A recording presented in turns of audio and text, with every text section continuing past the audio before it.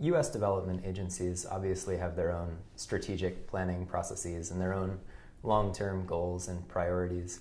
Why is it valuable for them to be a part of this process? Why that sort of deep U.S. commitment in this process? What's the extra value that we gain from it by being a part of it? So in terms of global goals, which is really what these are, first off, it is an opportunity to develop a global commitment, a political commitment and momentum around some really unprecedented opportunities. We are very close, for example, to ending extreme poverty. We have the chance through a global commitment to bring the remaining 1.2 billion people out of extreme poverty. And the goals that preceded this, the Millennium Development Goals, really were transformational in helping get everyone on the same page. They were focused. They helped all of us measure progress in a standard way. They helped, health ministries compare to each other what sort of progress they were making, share lessons back and forth about that progress.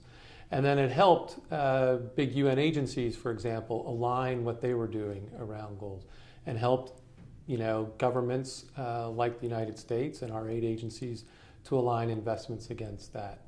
And so as a platform for mobilizing action and galvanizing action around really what countries would see as the best of what they're trying, they would like for them and their people. Mm-hmm. That's the power. And that's the power of having a global set of goals that can really speak to all of us. Right. One thing that we've heard about the Sustainable Development Goals is that they will include a more explicit nod towards the private sector. Can you give us any insight into what that's shaping up to look like, especially in sort of this lead up to the Addis Financing Summit?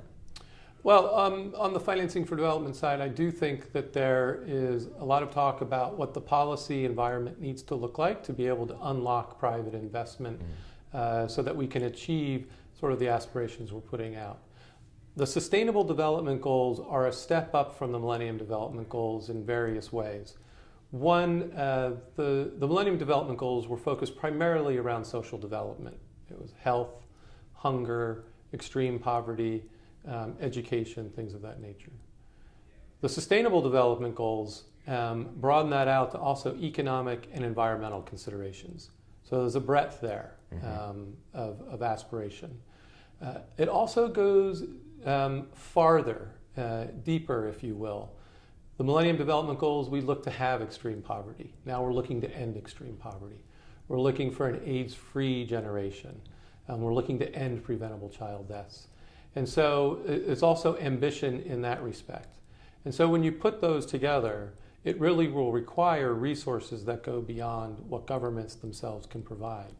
And I think the conversation is also about engaging the private sector in a way, not just from a philanthropic or a moral imperative, but really how do we envision and meet the goals that we're putting out for development, and where that overlaps even with commercial interest and ensuring sustainability. Because we want to end extreme poverty, but we don't want to do it at the expense of the planet. And so how does that fit into where businesses might be thinking in their own operations? Right. And how do we unlock the investment for that?